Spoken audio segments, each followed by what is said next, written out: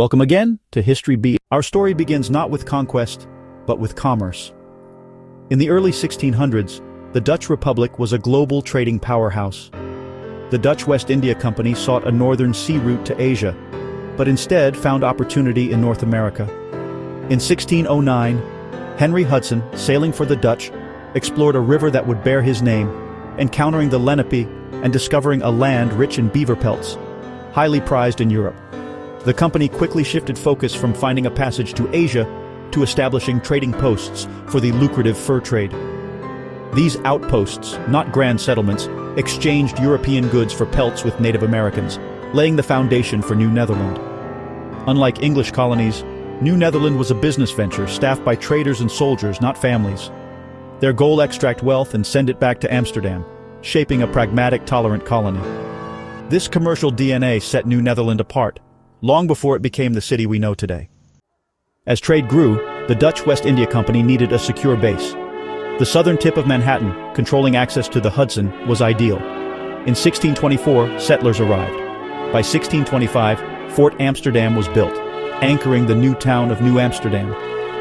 The famous Purchase of Manhattan in 1626, for goods worth 60 guilders, reflected differing views of land ownership between the Dutch and Lenape. For the Dutch, it was a legal claim.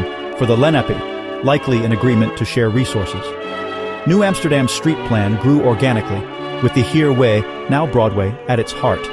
Dutch-style houses, a windmill and a church soon followed, transforming the outpost into a true town.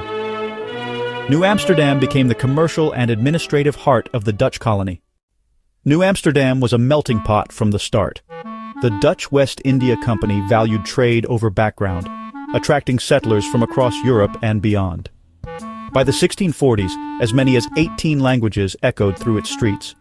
The colony welcomed religious refugees, Jews, Quakers, Lutherans, and included both enslaved and free Africans, adding to its diversity. The port bustled with ships trading furs, timber, and grain. Taverns doubled as business hubs. Tolerance was practical. Commerce thrived when people of all backgrounds could work together. Yet life was rugged. Unpaved streets, roaming livestock, and tense relations with native tribes. Citizens, chafing under company rule, pushed for self-governance, winning municipal rights in 1653. This spirit of civic engagement would become a hallmark of the city. New Amsterdam's success drew English attention. By the 1660s, England sought to control the Atlantic coast, seeing Dutch trade as a threat. In 1664, King Charles II granted New Netherland to his brother, the Duke of York, and sent a fleet to seize it. The English arrived, demanding surrender. Director General Stuyvesant wanted to fight, but residents refused. Defenses were weak, and business was at stake. Facing overwhelming force, Stuyvesant capitulated. The English offered generous terms, property rights, religious freedom, and continued trade. The transition was peaceful. New Netherland became New York, New Amsterdam, New York City. The English flag replaced the Dutch, but the city's commercial and diverse spirit endured. The pragmatic DNA of the Dutch colony remained at the city's core. New York was born from a peaceful transfer, not a bloody conquest.